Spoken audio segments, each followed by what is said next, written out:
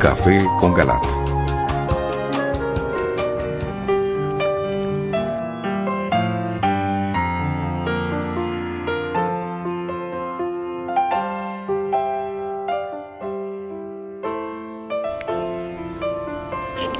Buenas noches, es un gusto estar una vez más con ustedes en este su programa Un Café con Galat.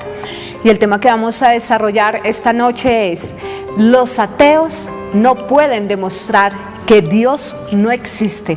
Este es nuestro tema de hoy y nos acompaña la doctora Ana Cecilia Osorio. Ella es decana de posgrados de la Universidad La Gran Colombia. También está con nosotros el doctor Marco Eliezer Muñoz. Él es catedrático universitario.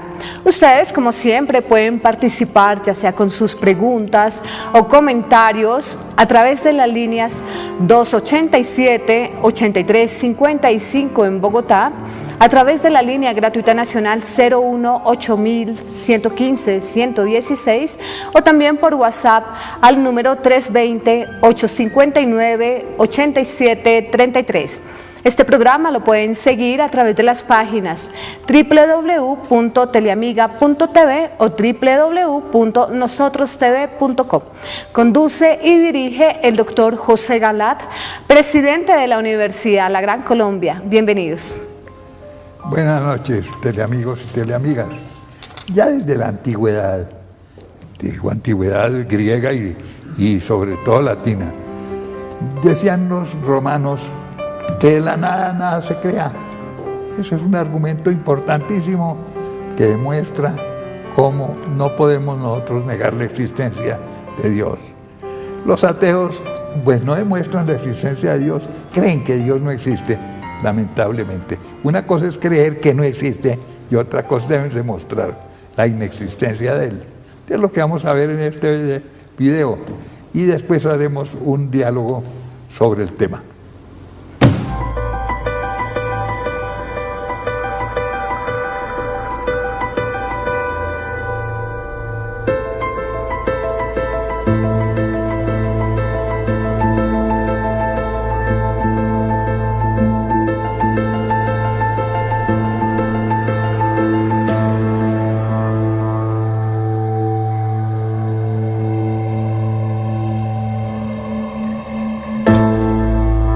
Los ateos no pueden demostrar que Dios no existe. Parte 1.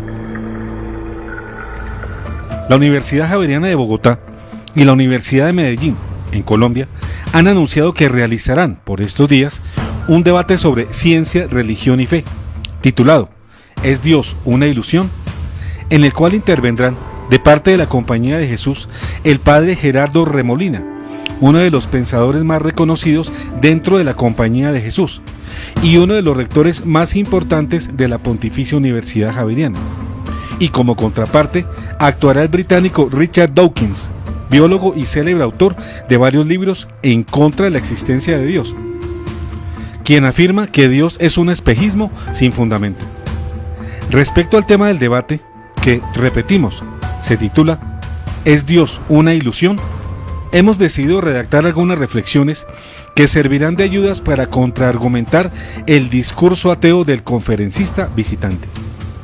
Escribe el autodeclarado ateo Richard Dawkins en su libro El espejismo de Dios, en la traducción hecha por Espasa Calpe, 2007, página 15 y 16, refiriéndose al término espejismo, que este es una falsa creencia persistente mantenida pese a fuertes evidencias contrarias, especialmente como síntoma de un desorden psiquiátrico. En otras palabras, afirma Dawkins que la creencia en Dios es locura y que los que creen en él están locos.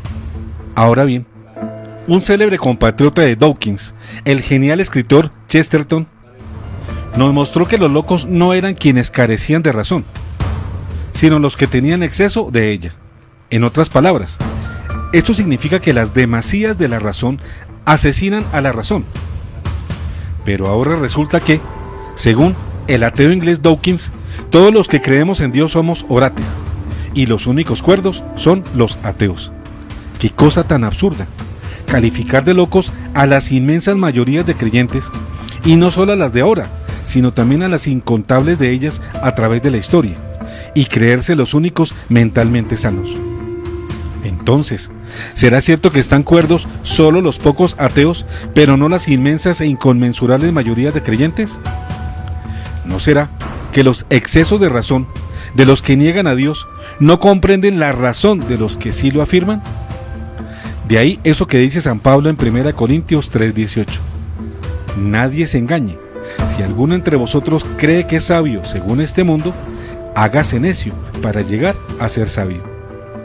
Claro que la razón puede probar la existencia de Dios, y a eso se encaminan, por ejemplo, la argumentación de las 5 vías de Santo Tomás.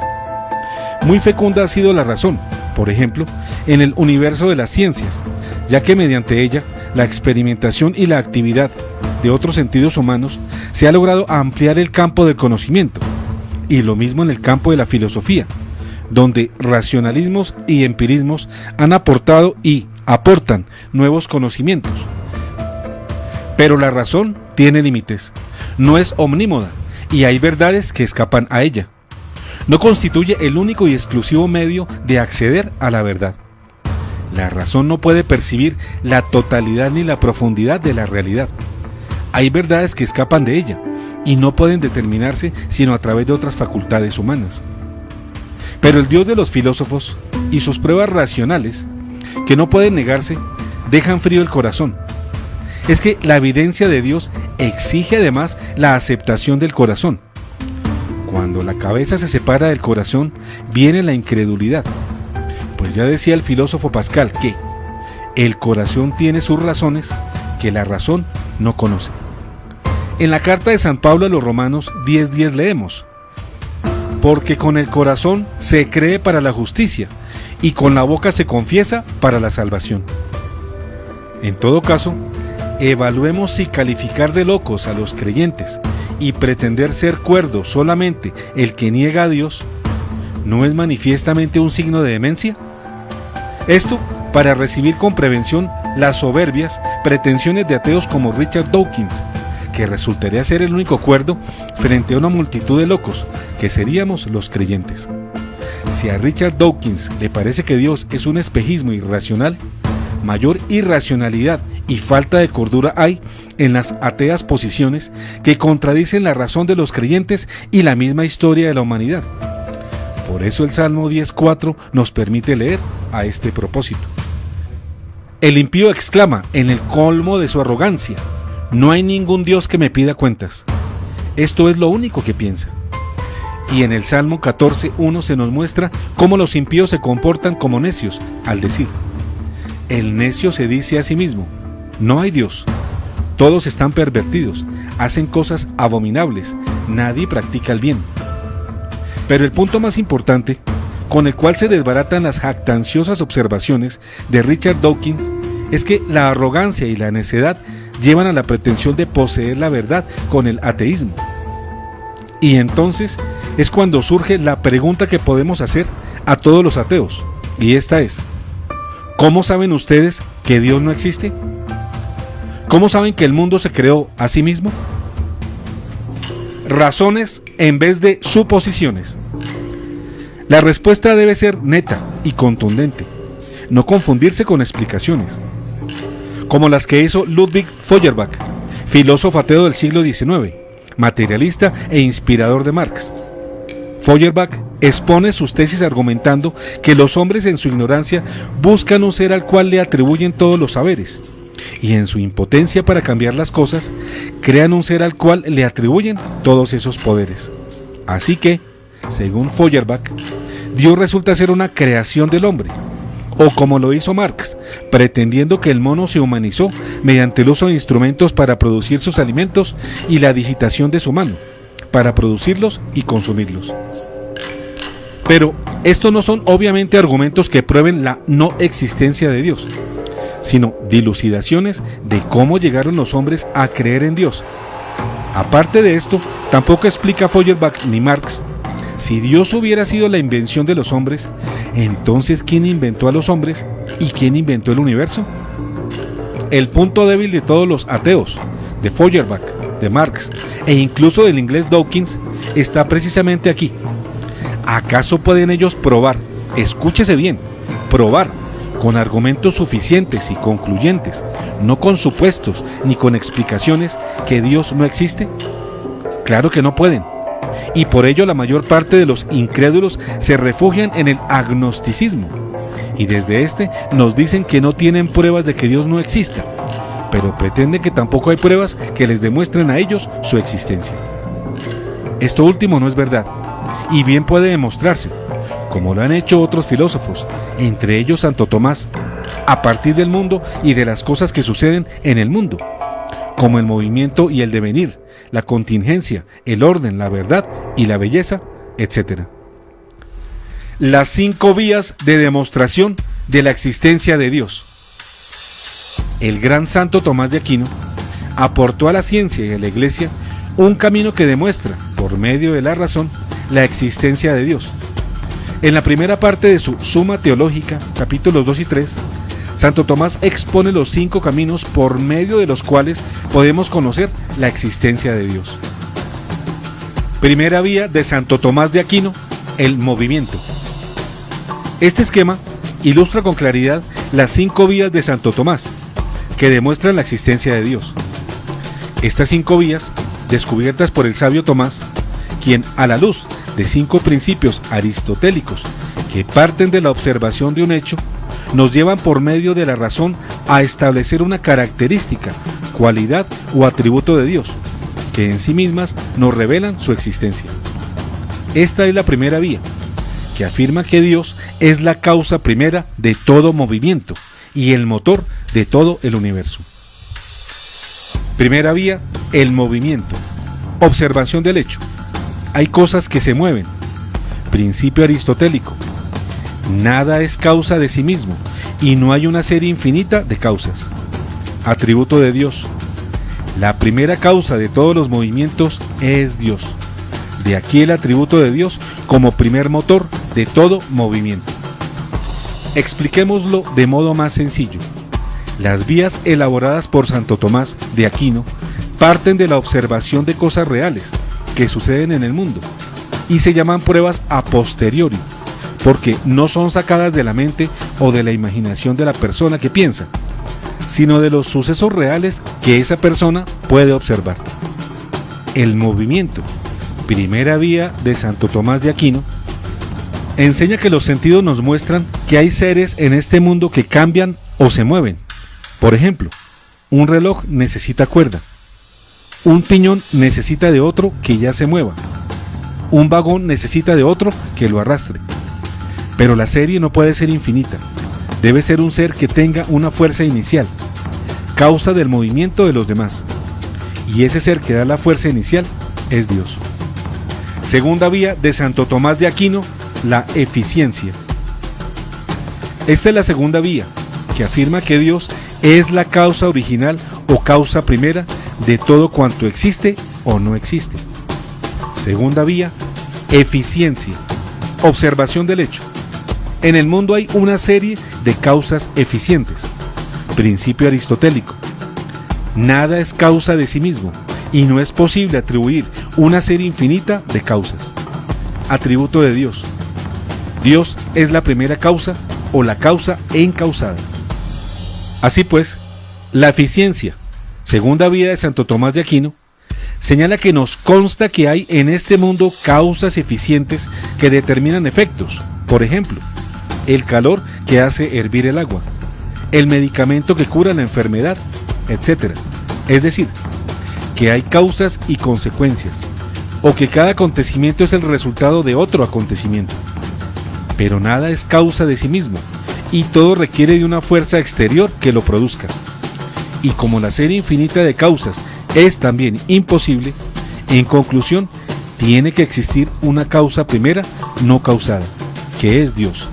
En pocas palabras, si un acontecimiento lleva a otro acontecimiento, debió existir uno inicial del cual se originaron todos los demás. Esa causa primera y original es Dios. Tercera vía de Santo Tomás de Aquino, la contingencia. La tercera vía considera el ser posible o contingente y el necesario. Entiéndase por ser contingente el ser que puede existir o no existir, el que puede ser o no ser, mientras que el ser necesario es aquel que no puede dejar de ser o de existir. Esta vía enseña que Dios es el único ser necesario y todos los demás somos seres contingentes que pueden ser o no ser, existir o no existir. Tercera vía, contingencia, observación del hecho. Hay cosas necesarias y no necesarias, y la razón de existir de las no necesarias tiene que ser algo exterior a ellas. Principio aristotélico: no es posible admitir una serie infinita de causas porque el mundo es finito. Atributo de Dios: Dios tiene el atributo de ser creador de todo a partir de la nada. Entonces, la contingencia, tercera vía del Santo Tomás de Aquino, nos dice que también observamos que en el mundo hay seres que existen y perecen, y por tanto no son necesarios. Por ejemplo, las plantas, los animales, los hombres, etc. Pero si todos los seres fueran contingentes, es decir, casuales, y pudieran de cualquier forma existir o no existir, entonces no existiría ninguno. Luego, ha de existir un ser cuya existencia sea necesaria, un ser primero que exista por sí mismo, que es el único creador de todos los demás, y el único con el poder de haber hecho a los demás a partir de la nada. Ese ser es Dios. Cuarta vía de Santo Tomás de Aquino: grados de perfección. Esta es la cuarta vía que afirma que Dios es el absoluto perfecto, modelo de perfección a que toda la creación está llamada. Cuarta vía, grados de perfección. Hecho: hay cosas más o menos perfectas. Aplicación del principio aristotélico. El mundo es finito y, por tanto, no podemos pensar en una serie infinita de seres más o menos perfectos. Atributo de Dios que demuestra su existencia. Tiene que haber un tope, un ser absolutamente perfecto que no se pueda pensar otro que lo sea más. De aquí se deriva el atributo de que Dios es el ser absolutamente perfecto. Así pues, los grados de perfección, cuarta vía de Santo Tomás de Aquino para demostrar la existencia de Dios, nos dice que en el mundo vemos que se dan seres que en distintos grados tienen perfecciones parciales o relativas. Unos son más o menos buenos, bellos, nobles, etc. Los hombres respecto de los animales, y los animales respecto de las piedras. Pero incluso hasta en los distintos hombres, los grados para evaluar sus perfecciones han de atribuirse a un modelo, es decir, a un ser completo y perfectísimo, Dios, del cual los demás seres son participantes. Es decir, para ser perfecto necesitamos un punto de referencia perfectísimo, que es el ser divino, Dios. Quinta vía de Santo Tomás de Aquino: la finalidad. Esta es la quinta vía que afirma que la finalidad de todo cuanto existe es Dios, pues es Dios la inteligencia que guía todo lo creado, y todo tiene una finalidad establecida por Él. Última vía, finalidad. Observación del hecho. Hay seres que carecen de conocimiento, y sin embargo, actúan como si lo tuviesen. Obran con arreglo a un fin. Tal parece que planifican, pero su falta de conocimiento les impide esta planificación. Aplicación del principio aristotélico. Todo tiene una finalidad. Atributo de Dios que demuestra su existencia. Tiene que haber un ser inteligente que planifica todo de acuerdo a un fin, de donde se desprende el atributo de Dios como providencia, como ser que cuida de este mundo. La finalidad, quinta vía de Santo Tomás de Aquino para demostrar la existencia de Dios, enseña que observamos que, no obstante, los seres sin inteligencia y sin conocimiento actúan por un fin, como por ejemplo las estrellas, las piedras o el agua. Estos lo hacen con una finalidad, pero esta solo tiene sentido si son dirigidos por un ser superinteligente que haya planificado todo de acuerdo con un propósito. Ese ser es Dios. no separar la razón del corazón. Pero ya observamos antes que las pruebas filosóficas solo tocan la razón y dejan frío el corazón. Por eso llegar a Dios y comprender que Él es todo, a quien debemos amar todos, con todo nuestro corazón, todo nuestro sentimiento y todo nuestro ser, solo puede ser obra de las gracias de Él en el corazón de los hombres, dispuestos humildemente a reconocerlo y recibirlo. ¿Será un asunto de pruebas o de soberbia? No es de pruebas, porque ya dijimos que tanto las que tienen que ver con la ciencia como con la filosofía son válidas, pero no mueven el corazón humano. Es decir, que el problema es de soberbia, sí, ese horrible pecado capital que no nos permite reconocernos inferiores o creados y que, por tanto, no tenemos en nosotros mismos nuestro primer principio y nuestro último fin, sino en Dios, que es nuestra causa primera y nuestro destino final. Por eso es menester entender que para llegar a Dios se necesita que Dios llegue primero al hombre. Al respecto, San Juan 15:16 nos declara: no son ustedes los que me eligieron a mí, sino yo el que los elegí a ustedes. Pero el apóstol Santiago en 4:6 también nos previene de cómo el egocentrismo y la autosuficiencia humana es indudablemente un obstáculo que se interpone entre el hombre y Dios, porque Dios resiste a los soberbios y da su gracia a los humildes. Estas consideraciones nos muestran que para permitir que Dios llegue a nosotros, se necesita que Él nos predisponga a recibirlo, mediante el reconocimiento de nuestra insuficiencia, de nuestra desnudez y acaso de nuestra nada. Así lo explican diferentes pasajes bíblicos, como por ejemplo Eclesiástico 3:19, al decir: el Señor revela sus secretos a los humildes. En Romanos 12:16, San Pablo nos dice: pónganse a la altura de los humildes, no presuman de sabios. Al mismo tiempo que en 1 de Pedro 5:5 se nos dice: Dios se opone a los orgullosos y da su ayuda a los humildes. No olvidemos que, según la gran Santa Teresa de Ávila, la humildad es la verdad, y la verdad de nuestro ser es muy cercana a la nada, cuando la ponemos frente a Dios, que es el que es, y por tanto, Dios es la razón de todo cuanto es y existe. Así se autodefinió él mismo, queriendo decir: yo soy el único existente que tengo mi existencia por mí mismo, no como todos los demás seres que me la deben a mí. De esto da fe el episodio de la zarza ardiente, en el que le habló a Moisés y le dijo: yo soy el que soy, descrita en Éxodo 3:14 así: Dios dijo a Moisés: yo soy el que soy. Luego añadió: tú hablarás así a los israelitas: yo soy me envió a ustedes.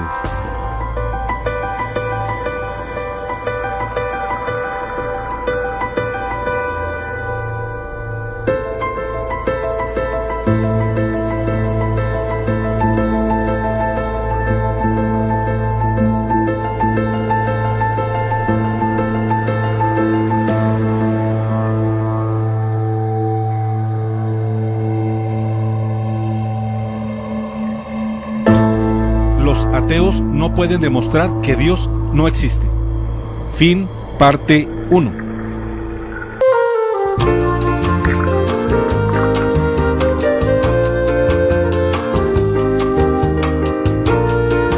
Un café con Galat.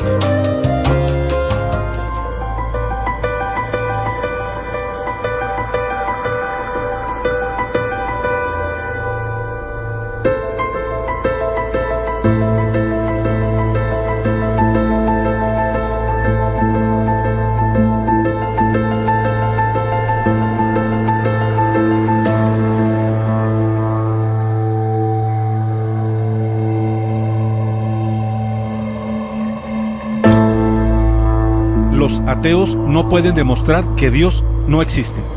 Parte 2. ¿De qué color es lo incoloro?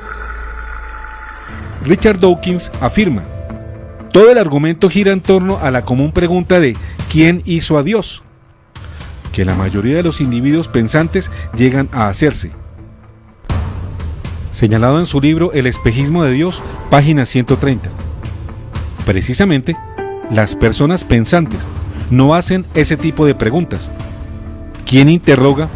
¿Quién creó al creador? ¿Quién diseñó al diseñador?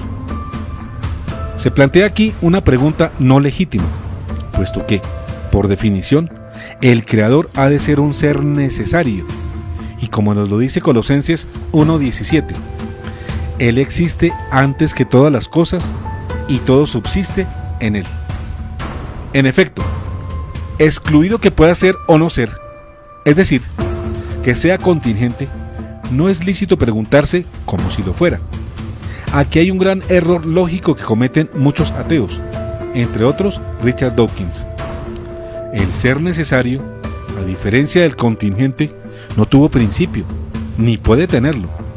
Suponer lo contrario es entrar en contradicción manifiesta. Por eso cuando Dawkins interroga ¿quién creó al creador?, es como si preguntara ¿de qué color es el sujeto incoloro?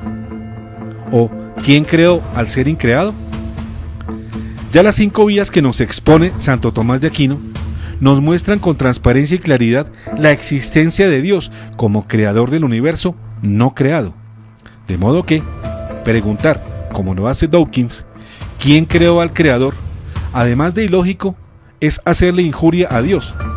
Por eso el libro de la Sabiduría 1:2 nos dice: porque Él se deja encontrar por los que no le exigen pruebas, y se manifiesta a los que no desconfían de Él. Obsérvese bien que Dios no rechaza las pruebas que ya demuestran su existencia, como es el caso de Santo Tomás de Aquino. Pero lo que sí rechaza el Señor es que después de haber manifestado dichas pruebas, se pidan más pruebas, o pruebas de las pruebas, que es lo que mal pretenden estos ateos como Dawkins.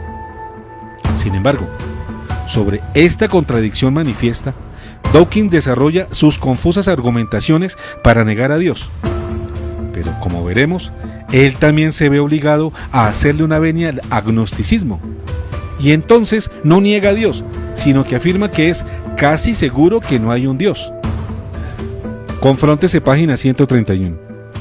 Pero en la vida real y en el mundo de la ciencia, los casis no cuentan, ni se pueden con ellos construir verdades. Así que, si tan solo con preguntas, no con respuestas, Dawkins pretende construir verdades, por esa misma vía le respondemos y cuestionamos: ¿cómo sabe usted, señor Dawkins, que Dios no existe? ¿Cómo sabe usted que el mundo se creó a sí mismo? Sus afirmaciones, fruto de sus incógnitas, exigen pruebas y una irrefutable demostración, cosas que usted no hace ni puede hacer.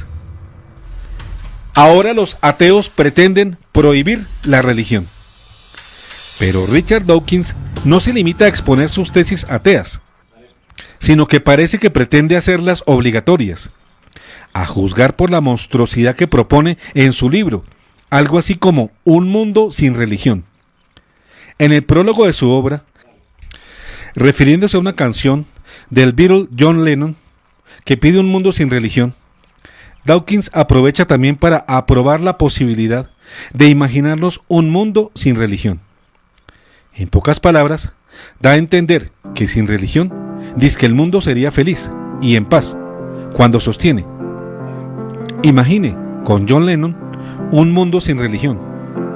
Imagine que no hay terroristas suicidas envueltos en bombas, que no existe el 11S o el 7J, que no hay cruzadas, caza de brujas, ni el complot de la pólvora, ni la partición india, ni las guerras árabe-israelíes, ni las masacres serbocroatas, musulmanas, ni la persecución de los judíos como asesinos de Cristo, ni los problemas de Irlanda del Norte, ni las muertes de honor, ni telepredicadores con vestidos brillantes y cabello cardado, desplumando sus crédulos espectadores. Dios quiere que les des todo lo tuyo hasta que te duelan. Imagine que no hay talibanes para volar estatuas antiguas, ni decapitaciones, ni blasfemias públicas, ni azotes en la piel de mujeres por enseñar una pulgada de esa misma piel. Confróntese página 11 Hasta aquí el prólogo de Dawkins. En su diatriba contra todas las religiones, Dawkins no está solo. También quisieran ver que desaparecieran ellas otros autores anglosajones ateos, como Sam Harris en su obra El fin de la fe, y Christopher Hitchens en la suya titulada Dios no es bueno.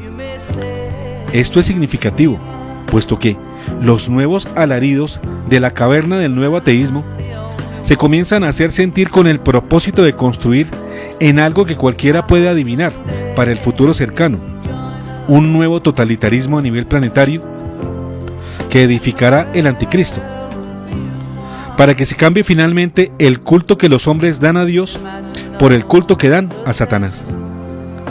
Dawkins y los otros autores citados presentan como grandes y graves peligros para la paz y el orden social todos los credos y las religiones, en especial, claro está, en primer lugar, el cristianismo, pero también el judaísmo y el islam. Los mencionados escritores no emiten opiniones anodinas o sin importancia. En el fondo parecen ser la vanguardia de un discurso de ferocidad que busca prohibir la legitimidad del derecho a profesar privada y públicamente una religión. Pues esos autores persiguen lo que llaman el fin de la fe, el fin de toda fe religiosa, dizque como solución para salvar el mundo, porque para ellos erradicar a todos los credos es un modo de conseguir la felicidad y la convivencia pacífica de los habitantes de la tierra. Con el pretexto de la utopía que se gesta al imaginar un mundo sin religión, se pretende que hay que acabar el extremismo del fanatismo terrorista de algunos creyentes de las religiones. Pero con eso se intenta colocar en pie de igualdad a los que recurren a la religión convenientemente y a los que la utilizan para exterminar a las personas que profesan credos diferentes. Aquí hay una generalización indebida, contraria a los más elementales datos de la realidad, pues, en primer lugar, los creyentes fanáticos de las distintas religiones son pocos y se destacan en ellas por ser minorías, mientras las inmensas mayorías son pacíficas y tolerantes con las personas que profesan otros credos. Porque, en segundo lugar, si se eliminaran las religiones, no por eso vendría la paz y la convivencia entre la gente, teniendo en cuenta que las diferencias religiosas no son las únicas causas de la conflictividad y de la violencia entre personas y grupos. También originan enfrentamientos, guerras y exclusiones, factores raciales, económicos, sociales, culturales, y hasta los partidos de fútbol, que son capaces de enfrentar violentamente a unos contra otros. La excusa es poner término a las atrocidades religiosas en las que incurren algunos creyentes del Islam, en especial de la rama suní, pero no todos los sunitas, que creyéndose mártires de Alá, matan y exterminan en nombre de Dios a personas inocentes. Pero si no todos los mahometanos son extremistas ni violentos, mucho menos lo son, y en muy poca proporción, los fieles de otras religiones. En todo caso, el argumento sería válido si no incurriera en la injusta generalización. De otra parte, la prudencia y la lógica elemental prescriben que al combatir abusos no se deben prohibir los usos, es decir, que el abuso de la religión legítima no debe llevar a la eliminación del uso de ella. Usos legítimos que tienen todo el derecho de practicarse o vivirse en plena libertad, si queremos respetar la democracia y los derechos del hombre, y no caer en abominables tiranías o nuevos y siniestros despotismos. Quede claro entonces que a causa de los fanatismos de una minoría no se puede castigar la devoción auténtica de las grandes mayorías. La vieja tolerancia que fue conquistada por la democracia de la modernidad y que parecía ser irrefutable y definitiva, comienza pues a mostrarse no tan definitiva y mucho menos democrática. Ahora pesa sobre ella la incertidumbre. Cada vez surgen más inquietantes muestras de rechazo contra los viejos derechos y las libertades democráticas. Esos derechos y libertades que parecían estar por encima de las actitudes y valores de una nueva moral atea y permisivista, como la que parece proponernos Dawkins, Harris y Hitchens, y que es una moral excluyente y agresiva contra las interpretaciones morales tradicionales o diferentes de ella.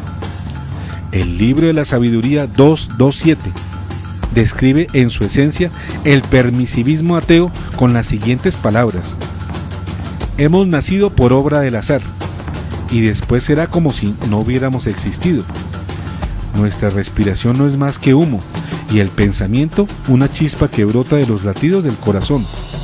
Cuando ésta se extinga, el cuerpo se reducirá a ceniza y el aliento se dispersará como una ráfaga de viento.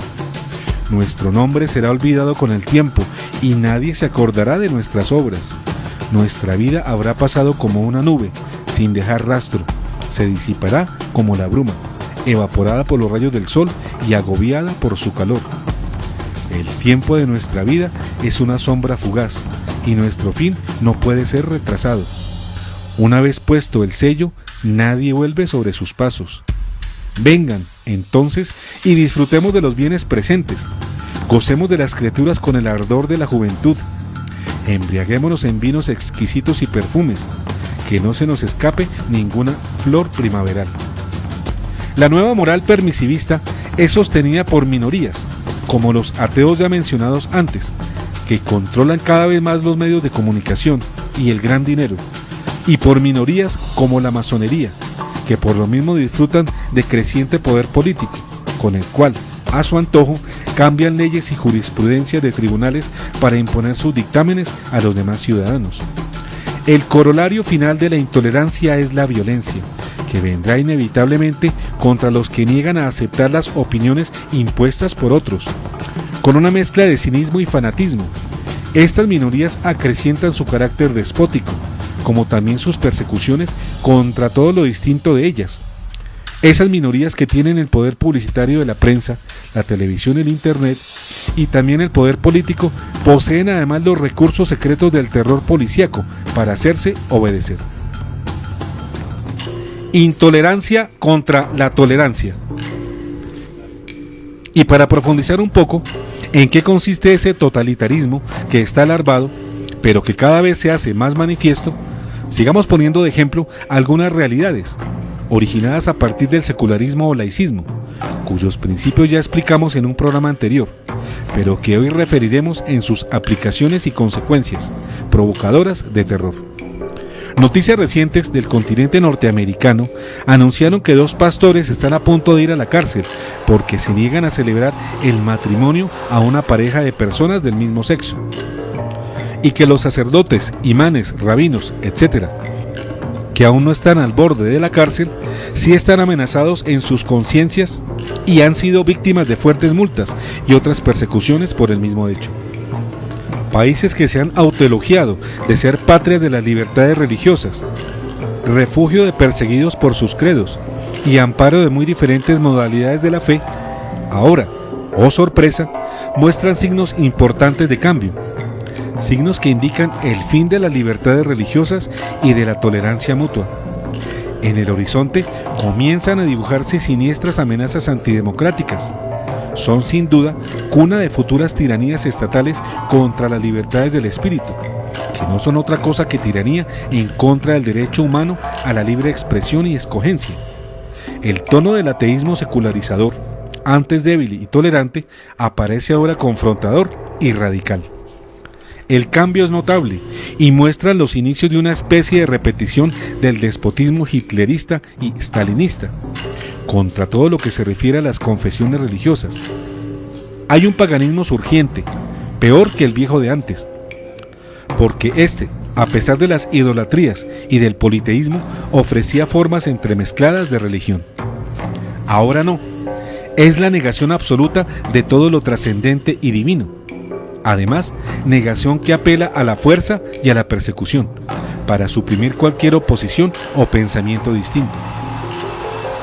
Y ya podemos ver el ejemplo de otros países, en este caso europeos, donde desde hace unos años se prohíbe a los creyentes de las religiones monoteístas usar los símbolos de sus respectivos credos, como el velo negro a las mujeres musulmanas o chador, la kipá a los judíos y el crucifijo a los católicos.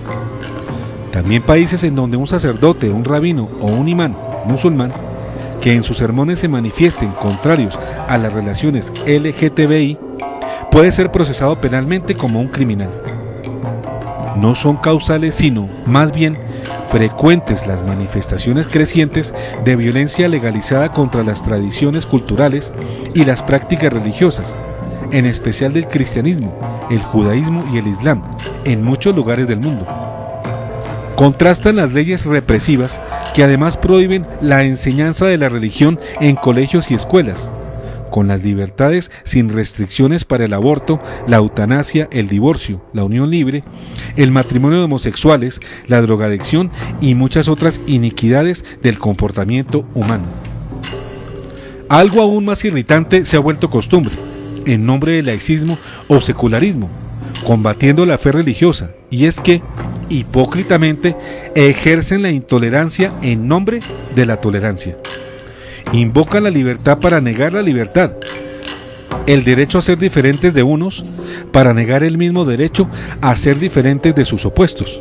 Y así, en la práctica, a los que hacen el mal se les respeta el derecho a la libertad para realizar sus diferencias, y los que hacen el bien se les persigue. Con las prohibiciones referidas, se está dando curso a un nuevo, extraño y absurdo totalitarismo laicista. Por cierto, bastante ilógico y contradictorio, ya que equivale a negar a las personas la fe, el derecho fundamental a su profesión religiosa, en nombre del derecho de los profesantes al ateísmo y a la incredulidad. Pero el derecho de estos últimos de manera alguna queda negado o menoscabado porque los creyentes ejerzan sus deberes en conciencia. En cambio, si es cierto que los derechos de conciencia y de profesión religiosa se ven lesionados gravemente por la desafortunada interpretación del principio de laicidad, principio que quizás sea legítimo únicamente en sociedades pluralistas y únicamente como regulador de la acción del Estado, más como un negador de acciones de la sociedad o de los miembros que la componen. El laicismo mal entendido y mal practicado, como se está adelantando en varios países del mundo, fácilmente conduce a la persecución religiosa y a la transformación de la democracia en totalitarismo de Estado.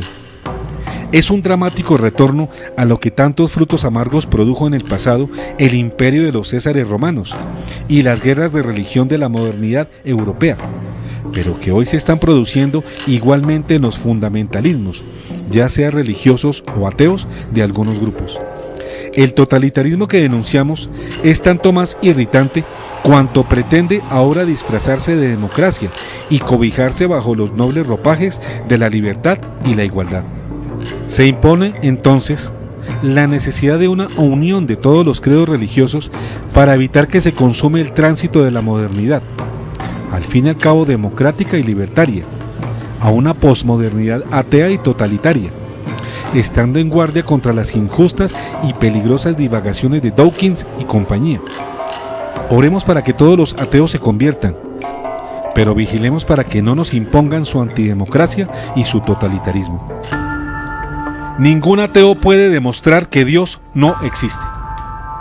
Finalmente, afirmamos que nadie, ni los ateos, pueden demostrar que Dios no existe, por una poderosa razón, porque Dios sí existe. Además, si Dios es un espejismo, sostenido por ignorantes, necios y locos, si Dios fuera una ilusión, una construcción para intentar explicar lo inexplicable, para sostener un falso sistema de creencias llamado religión, como lo sostiene Richard Dawkins y los ateos que como él piensan, la razón demanda pues pruebas que demuestren la veracidad de esos supuestos descubrimientos. Si Dawkins, su sabiduría y sus supuestos descubrimientos están por encima de toda la humanidad, que a lo largo y ancho de su historia han descubierto la verdad acerca de la existencia de Dios, de un Dios que se ha querido revelar gradualmente a los hombres, que este simple hombre, Dawkins, si sus ideas son el fruto y culmen de la evolución humana frente a las verdades acerca del universo y su relación con el hombre, demuestre que Dios no existe. Que este científico de hoy presente las pruebas irrebatibles que sostengan que el mundo se creó a sí mismo y que proviene de la nada, sabiendo que de la nada nada puede producir. De lo contrario, quedan sin sustento sus afirmaciones y deben catalogarse como falsas. Por el contrario, la creación entera habla por sí misma de su creador. Así lo decimos nosotros con el salmista, porque nosotros mismos lo hemos comprobado. En el Salmo 19:2, el cielo proclama la gloria de Dios y el firmamento anuncia la obra de sus manos. Solo resta que por gracia de ese Dios que hoy niega, el señor Dawkins mañana pueda ver la verdad, que se revela a la razón, en el corazón del hombre sencillo. Porque como dice el libro del apóstol Santiago 4:6, existe una condición sine qua non para conocer la verdad plena acerca de la realidad de Dios. Dios resiste a los soberbios y da su gracia a los humildes. Bien claro habla la Sagrada Escritura sobre aquellos que niegan la existencia de Dios, sobre aquellos que como Dawkins, viendo el cosmos, no reconocen a su Hacedor. Lo dice San Pablo en Romanos 1:18-25, y nosotros junto con él. En efecto, la ira de Dios se revela desde el cielo contra la impiedad y la injusticia de los hombres, que por su injusticia retienen prisionera la verdad. Porque todo cuanto se puede conocer acerca de Dios está patente ante ellos. Dios mismo se los dio a conocer, ya que sus atributos invisibles, su poder eterno y su divinidad se hacen invisibles a los ojos de la inteligencia, desde la creación del mundo, por medio de sus obras. Por lo tanto, aquellos no tienen ninguna excusa. En efecto, habiendo conocido a Dios, no lo glorificaron ni le dieron gracias como corresponde. Por el contrario, se extraviaron en vanos razonamientos, y su mente insensata quedó en la oscuridad. Haciendo alarde de sabios, se convirtieron en necios y cambiaron la gloria del Dios incorruptible por imágenes que representan a hombres corruptibles, aves, cuadrúpedos y reptiles. Por eso, dejándolos abandonados a los deseos de su corazón, Dios los entregó a una impureza que deshonraba sus propios cuerpos, ya que han sustituido la verdad de Dios por la mentira, adorando y sirviendo a las criaturas en lugar del Creador, que es bendito eternamente. Amén. Es cierto, a los creyentes nos consta que Dios resiste a los soberbios y da su gracia a los humildes. Y sabemos que solo existe una manera de saber si esto es verdad, y esto es arrodillarse.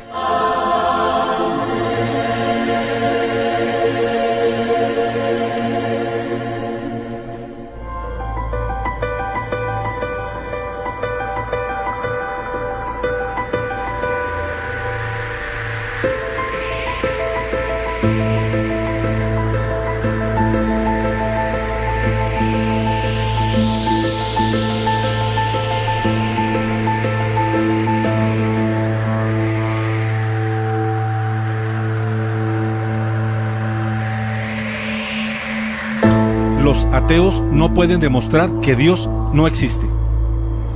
Fin.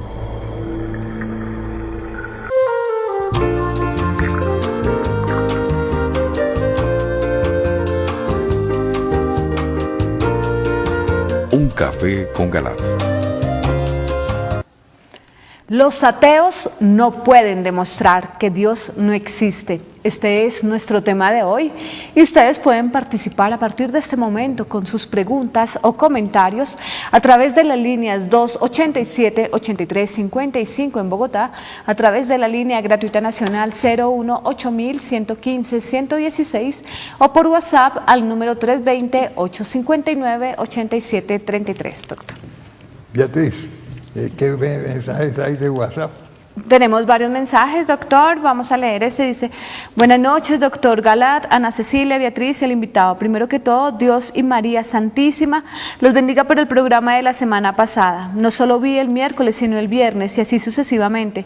Si con estos testimonios de santos y de videntes no queremos abrir nuestros ojos, estamos en el camino equivocado. Aún así, ¿cómo es posible que hayan sacerdotes tan irracionales que no pastorean bien a todo ese rebaño de ovejas y cabritas?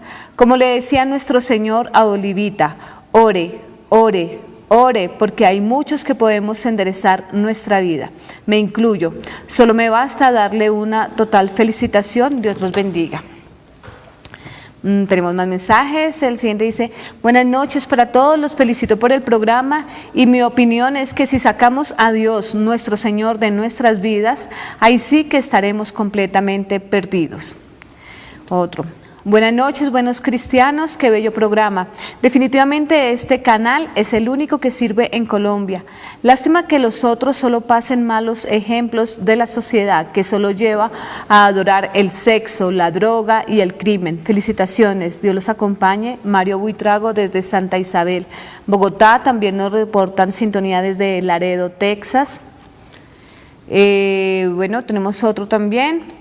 Este ya es una pregunta, doctor, y dice lo siguiente: buenas noches. Si lo que Dios unió, los hombres no lo pueden separar, ¿por qué en algunos casos se habla de nulidad? Gracias, Diana Martínez, y gracias por darnos la luz. De eso hemos hablado en otros programas. En otros programas que pueden ingresar en www.teleamiga.tv y ahí encuentran todo el historial de estos programas de Un Café con Galat, en donde pueden resolver muchas dudas frente a estos temas, doctor.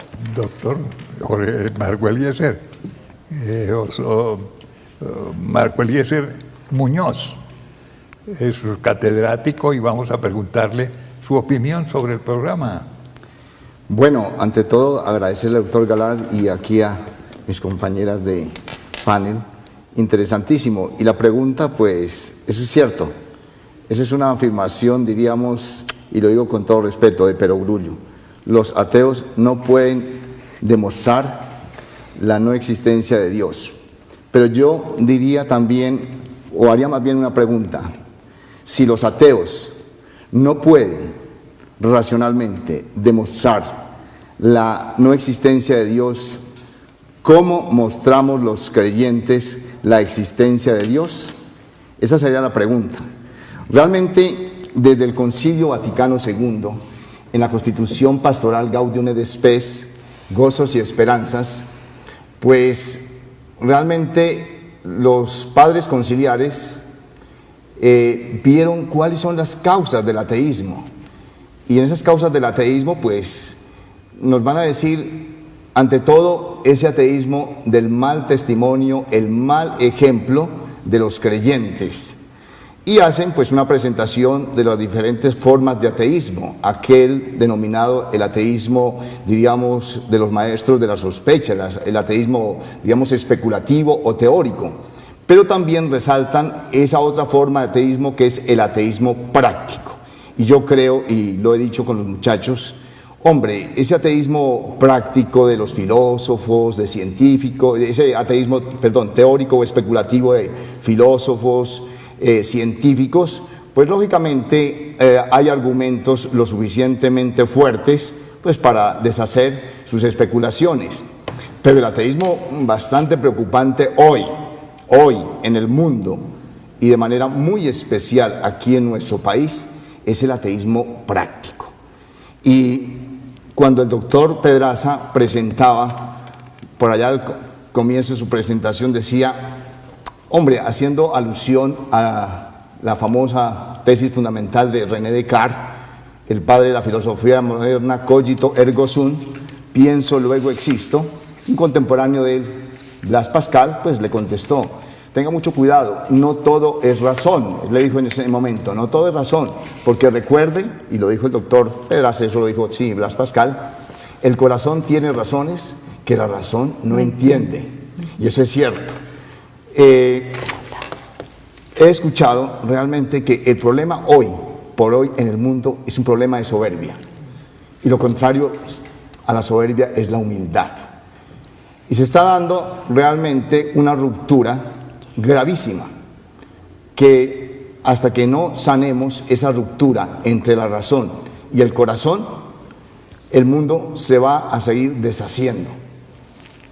Yo les decía a los estudiantes de ética general allá en la Gran Colombia en estos días, miren todo lo que hemos hablado de esa ausencia, ese vacío ético que se da en la sociedad colombiana, de la moral que ya no es el horizonte, la brújula que oriente nuestra manera de obrar aquí en la sociedad. Miren cómo se está tipificando. Y les ponía ejemplos, como dicen, de la vida real. Imagínense ustedes, muchachos, en este país donde hay gente sin escrúpulos que perfectamente, en los análisis que han hecho en estos días, están facturando pechugas de pollo a 40.000 pesos y huevos a 900 pesos, quitándoles el pan a los niños de muchas regiones de Colombia. Y entonces les decía, ¿recuerdan cuando hablamos de que eso se llama corrupción? Corrupción. La palabra corrupción es de origen latino. Cor y ruptus. Y en latín, cor significa corazón y ruptus es roto. Entonces, el corazón de muchos seres en este planeta y sobre todo en nuestro país está roto.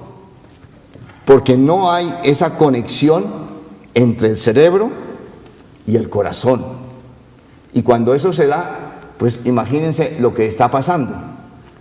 A veces les digo, miren, todos estos profesionales, no todos, pero aquellos que están dando escándalo en el país, ellos saben o estudiaron los grandes principios de la ética clásica o lo que sea, pero uno dice, ¿qué les está pasando?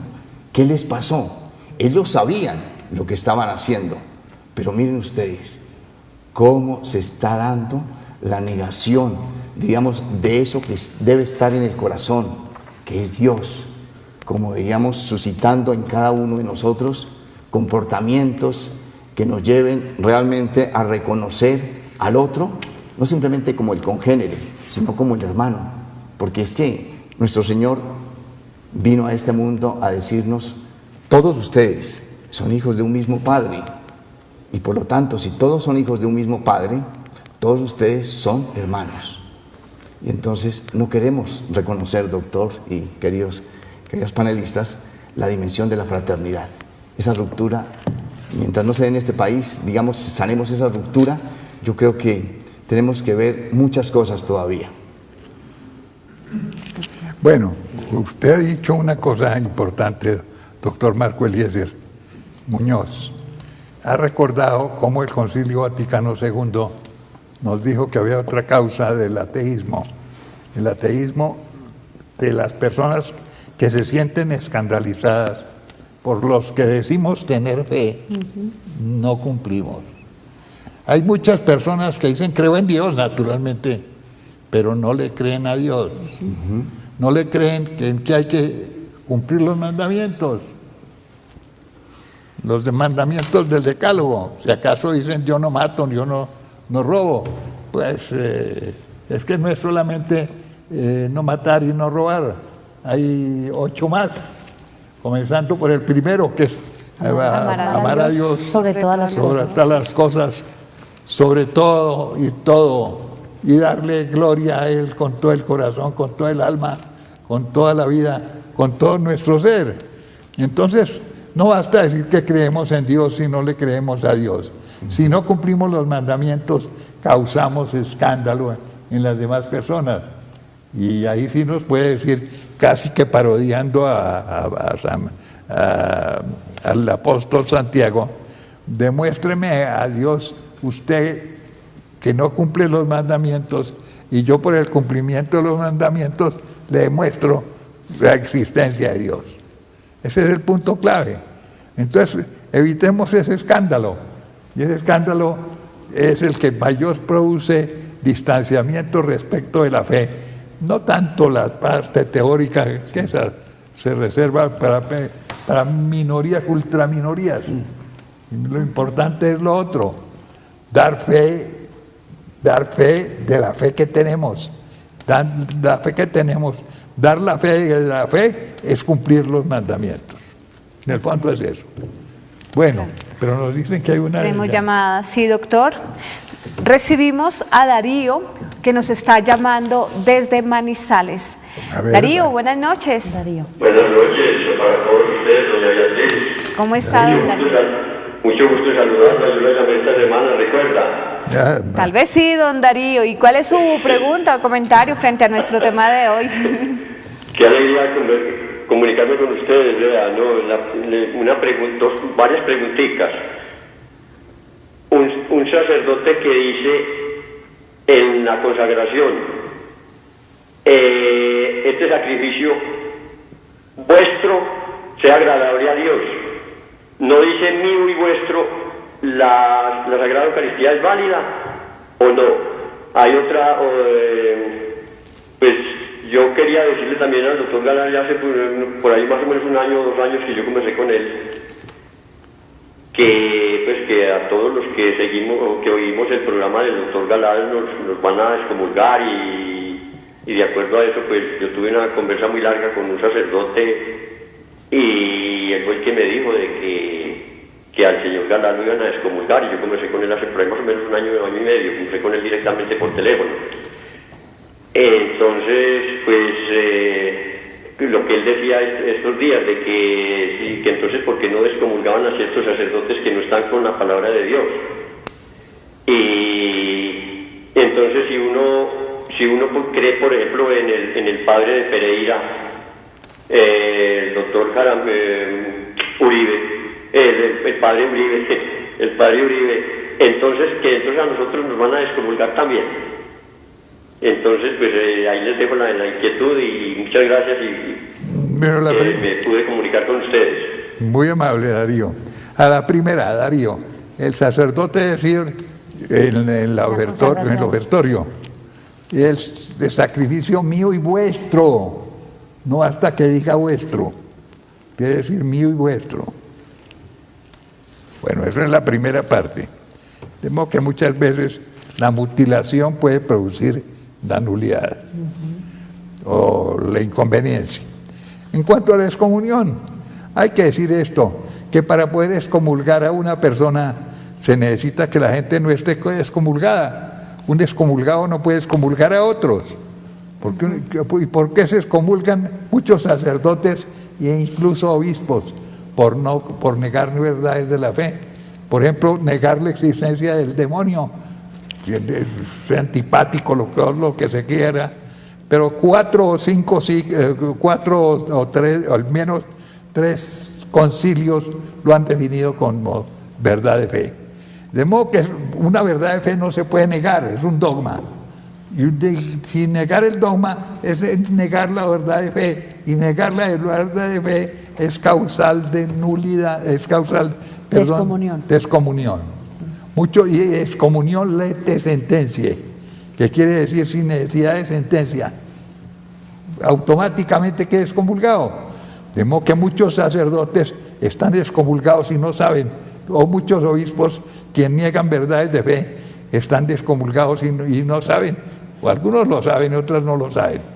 Pero sépanlo o no lo sepan, el hecho de negar de fe, de negar verdades de fe, es estar excomulgado. Y un excomulgado quiere decir que está fuera de la iglesia. Como está fuera de la iglesia, ¿cómo va a poder poner fuera de la iglesia a otros? Y que de todas maneras, doctor, según el derecho canónico, eso se necesita todo un proceso. ¿Sí? Eso no es que a la persona o un sacerdote se le dio por decir en el púlpito que están excomulgados los que ven el programa. No, para eso hay todo un proceso y procedimiento que no se ha hecho. Y lo mismo en la supuesta excomunión mía. Sí. Yo estoy defendiendo la fe, por defender la fe, exactamente por lo contrario. Es que la excomunión se hizo para los que niegan verdades de fe, no para los que defendemos la fe, los que afirmamos la fe, que es lo que estamos haciendo en este programa. Sí. Ese es el punto capital. De modo que creo que en esa forma respondemos a su inquietud, Darío. Pero hay más. Hay más llamadas, doctor. Lo oímos. Recibimos a Andrea. Andrea nos está llamando desde Bogotá. Andrea, buenas noches. Aló, buenas noches. Bueno, quisiera primero que todo darles las gracias por este programa. De verdad,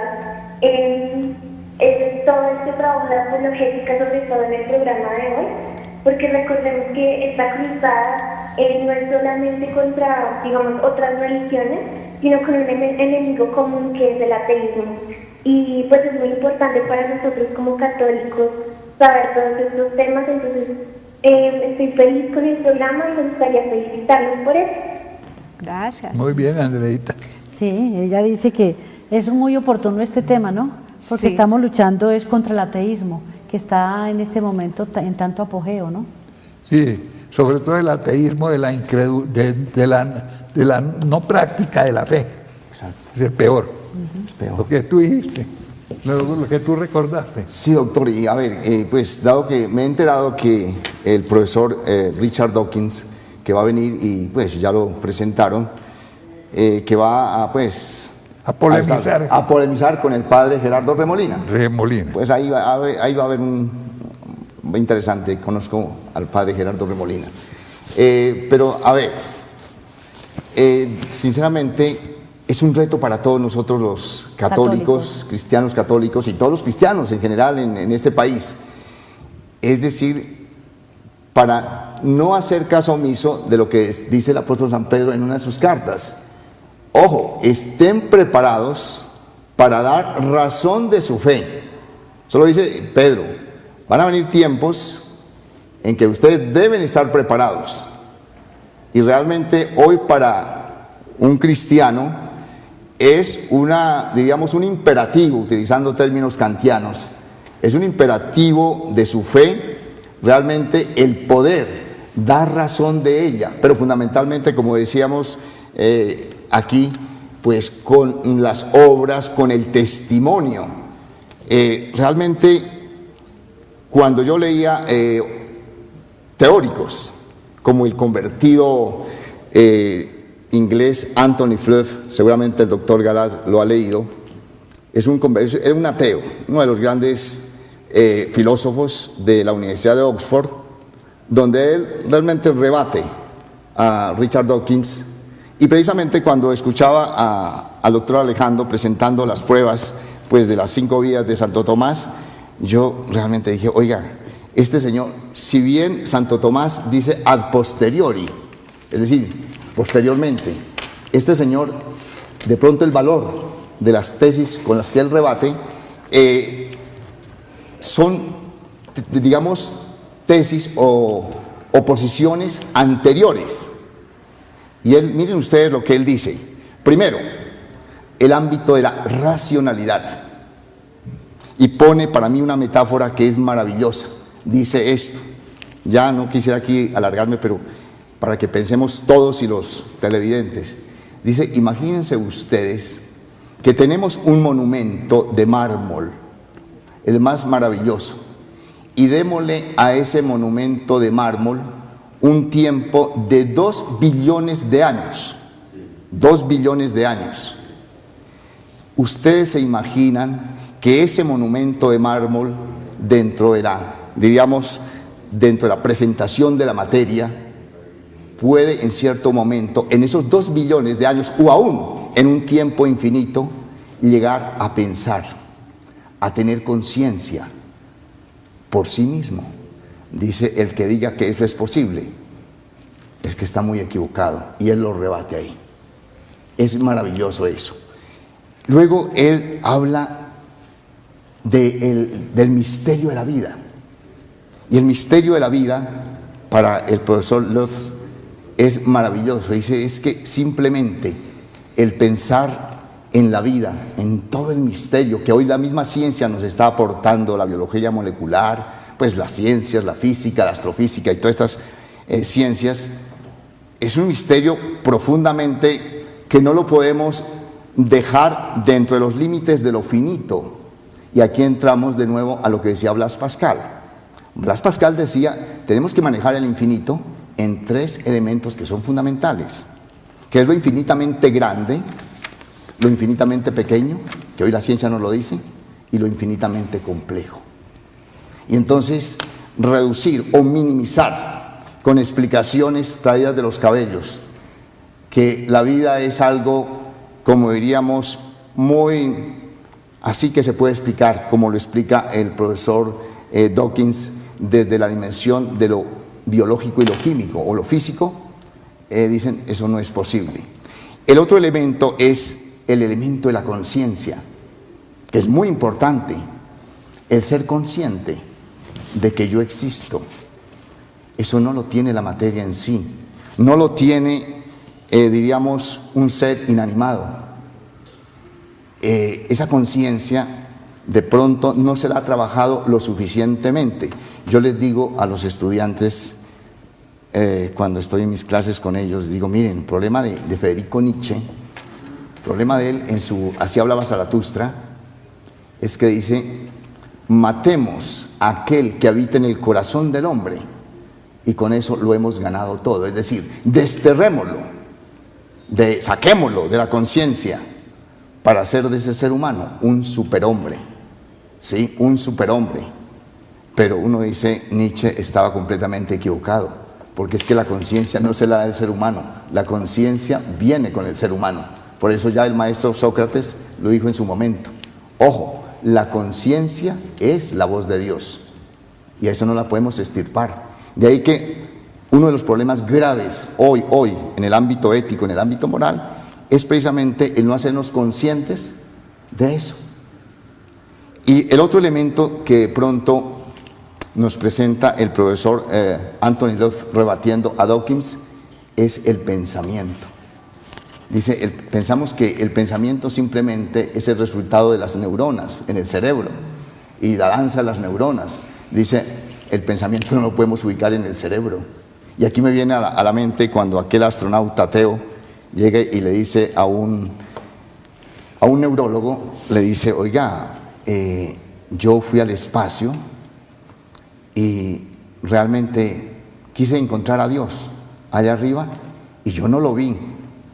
De manera que esto me lleva a afirmar que Dios no existe. Y el neurólogo... Gagarin, sí, el astronauta ruso. Y el neurólogo le dice, oye, se quedó pensando un momentico, le dice, oye, ¿cómo te parece que yo en mi profesión de neurólogo he operado más de 20 años y muchísimos corazones y cerebros y todas esas cosas, y no he visto ni pensamientos ni sentimientos? Ojo, eso nos lleva a pensar en algo que la ciencia difícilmente pues puede demostrar, porque es que la ciencia no se mueve en el campo del por qué o el para qué, el sentido. Trata de explicar las cuestiones del cómo.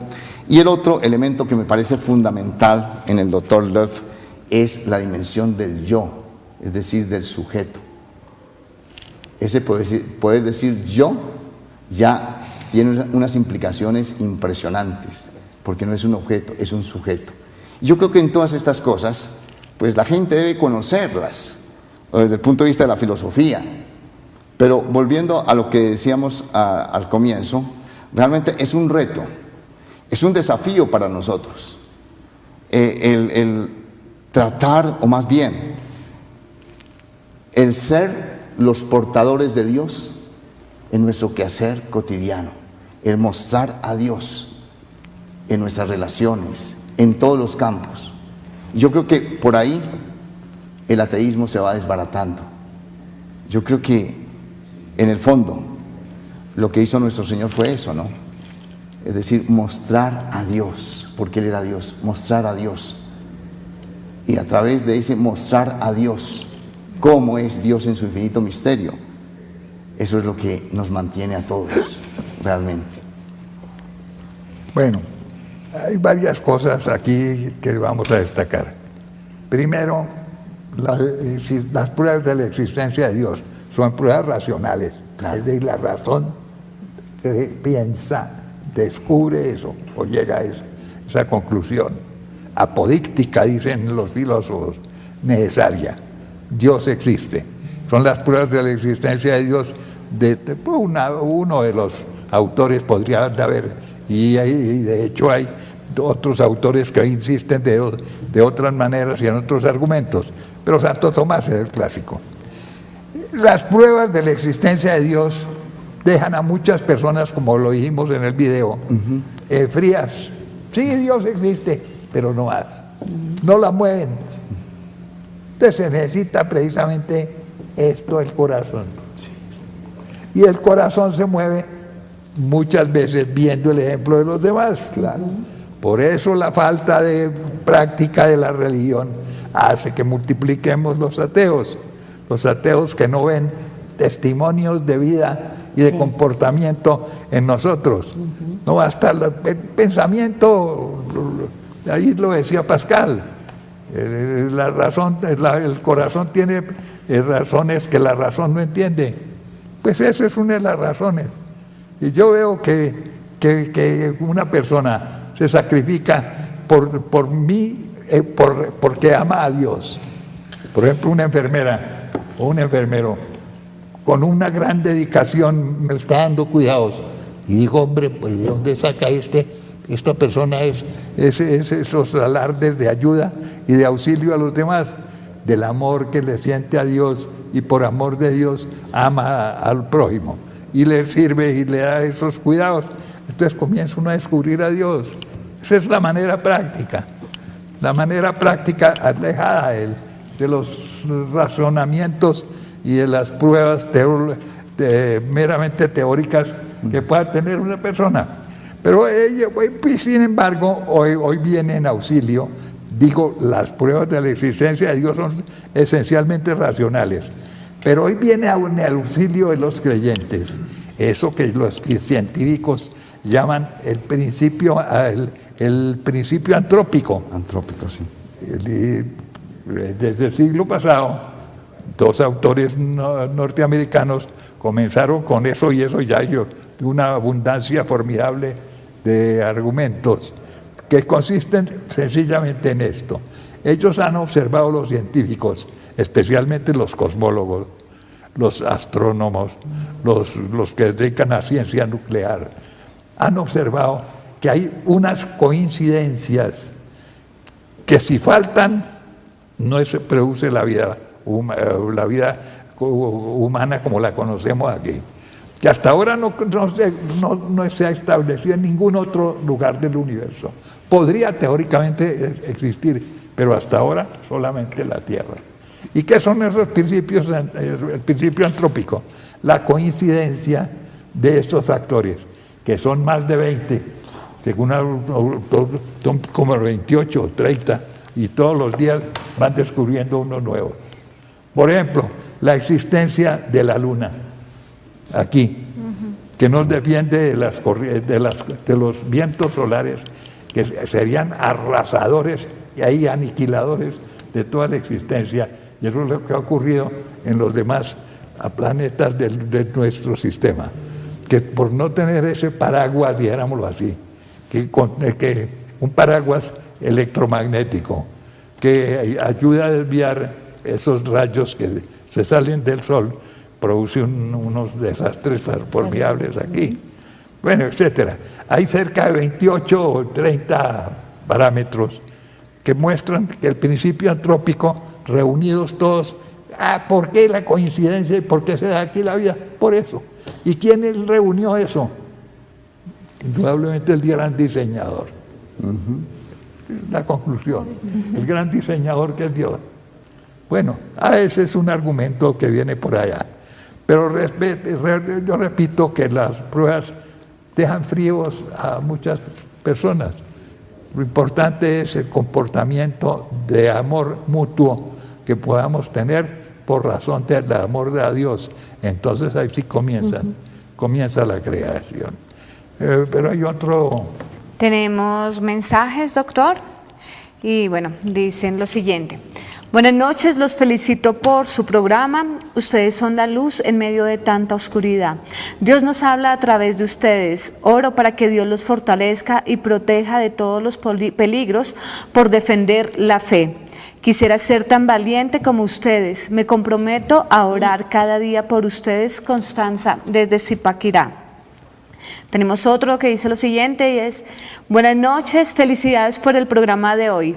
Yo creo que estamos en un punto de la existencia en que no nos importa nada. No hay moral, no hay principios, no hay humildad, no nos condolemos por nada, nos hemos vuelto insensibles, insensatos, solo vamos acaparando todo, estamos en un consumismo extremo y tenemos agrandado el ego de una manera tal que sentimos que no nos hace falta Dios.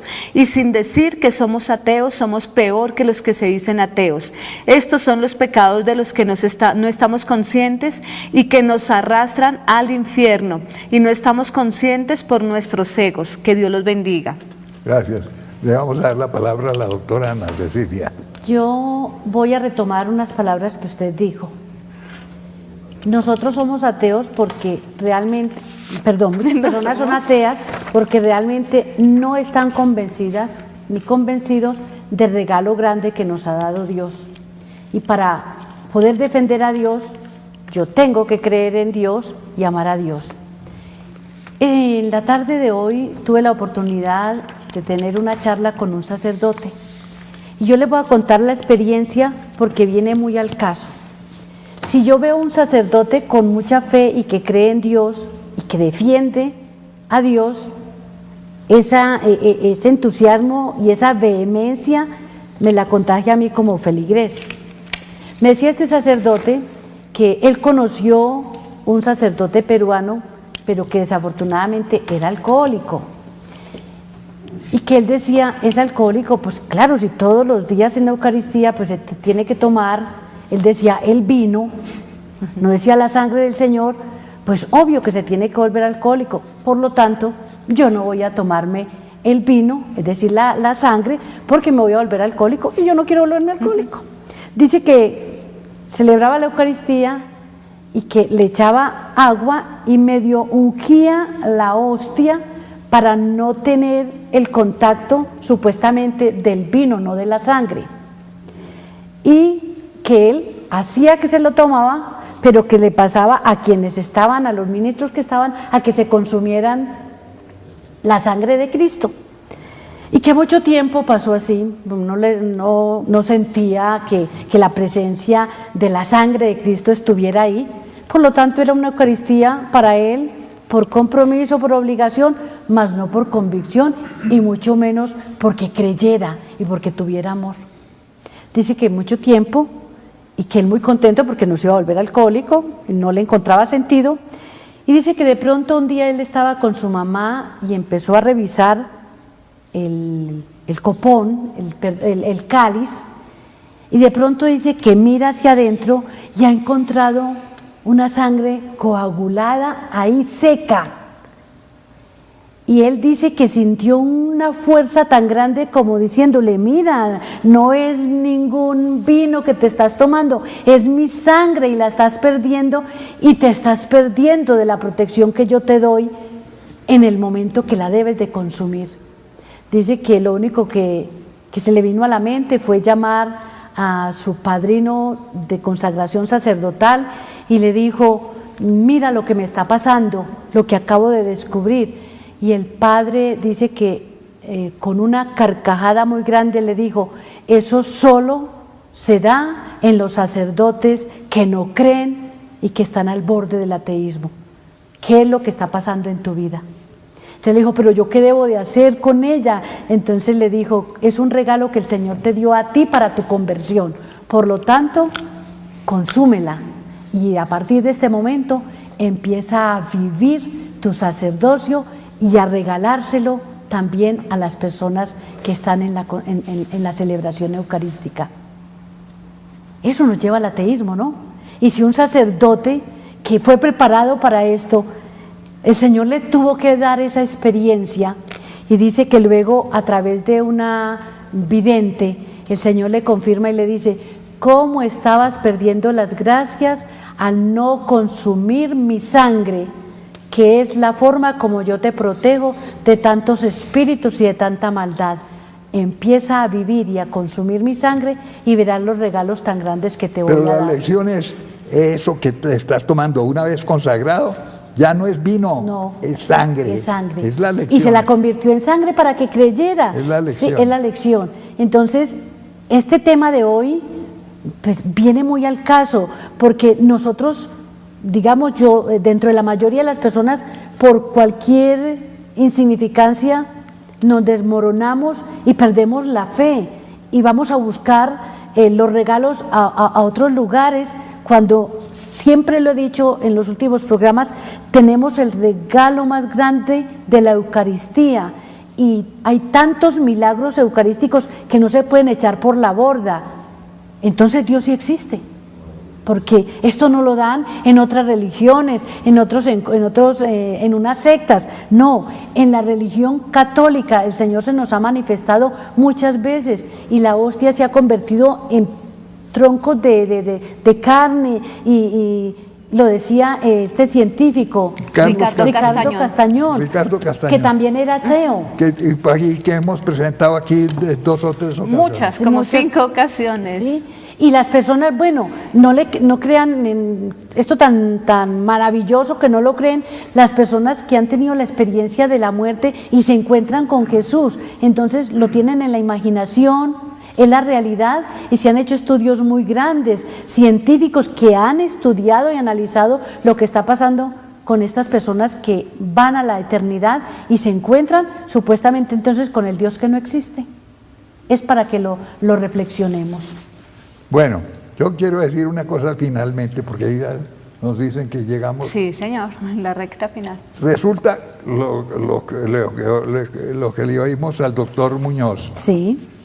que nos relataba cómo un médico había hecho muchas operaciones en el cerebro Y en el corazón. En el corazón, y decía, no he encontrado los sentimientos. En el corazón ni los pensamientos en el cerebro. En el órgano. En el órgano, claro. Pero resulta que yo estoy escribiendo un libro, voy a sacarlo próximamente, precisamente para refutar, entre otros, al doctor Ginás, un colombiano que en Nueva York ha estudiado mucho esto, y dice que dice que el pensamiento lo produce el cerebro. Hay un argumento que yo descubrí, un par de siamesas gringas, ya tienen como 50 años, ahora se me olvida el nombre, tienen como 50 años, ahí las pongo, que están unidas frontalmente en el cerebro, o sea, comparten cerebro, las dos. Y yo diría que el cerebro es como una guitarra, ambas tocan en esa guitarra, pero tocan melodías diferentes. Exacto. Porque una es prácticamente atea y la otra es creyente. Una es homosexual, Increíble. es lesbiana, y la otra es normal. Impresionante. Y así por el estilo. Son dos vidas completamente distintas, están unidas acá. Y muestro y saco las fotografías y toda la cosa. Entonces esa prueba nos demuestra clarísimamente, terminantemente, que utilizan el mismo cerebro, la misma guitarra, pero tocan melodías Diferentes y tonos ¿Quién diferentes. es el que toca en cada una de ellas? El alma. Claro. El alma inmortal y libre, no material. Es la que está utilizando eso. Entonces, eso es la demostración de cómo el cerebro no produce el pensamiento. Eso sí, mientras vivimos en este mundo, tenemos que tener el cerebro bien intacto, porque si hay lesiones, Claro. si hay es como una cuerda de la guitarra. Que se revienta. Se desafina. Se desafina la vaina. Pero no solo eso, debe estar afinadas las cuerdas, Claro. y completas. Sí, Y por completo. eso debe estar completo el cerebro, pero son las tonadas que se dan son por cuenta del alma inmortal, del alma inmaterial. Bueno, De pronto, el me último gustaría, minuto. doctor, bueno, sí. Sí, te falta. Bueno, sí, yo quiero terminar con una frase muy común que hemos escuchado y es: ateos hasta cuando se va a caer el avión o estamos en algún peligro. Por favor, no esperemos hasta que en nuestras vidas llegue alguna emergencia en donde tengamos que pedir esta ayuda espiritual que solamente nos la puede dar Dios. Tener fe es un don que Dios lo da. Y estoy completamente segura que cualquier persona lo puede pedir. Si ustedes lo piden, estoy completamente segura que Dios les entregará este don. La felicidad completa está realmente cuando decidimos abrirle las puertas de nuestro corazón a Dios. Ahí nuestra vida se empieza a transformar y es mucho más bonita estando con Él que sin Él. Por otra parte, quiero darles una invitación, y es que el 12 de diciembre pasa algo muy bonito para nosotros. Son los cumpleaños se celebra o se conmemora a la Virgen de Guadalupe, y también los cumpleaños del canal de televisión Teleamiga. Por eso vamos a realizar una cena para festejar esta fecha, una cena pro Teleamiga, y queremos invitar a algunos teleamigos. Así que quienes estén interesados en participar en esta cena y en colaborar también con el canal, se pueden comunicar mañana al 578-1888 o al celular 320-439-5475. También les voy a recordar que el Café con Galat ahora, aparte de los horarios habituales, Lo vamos a repetir también los días martes a las 10:30 de la mañana para que estén muy pendientes. Gracias, doctor. Bueno, pues ya me dicen que el tiempo se nos acabó. Entonces, hasta la próxima, mis queridos teleamigos y teleamigas.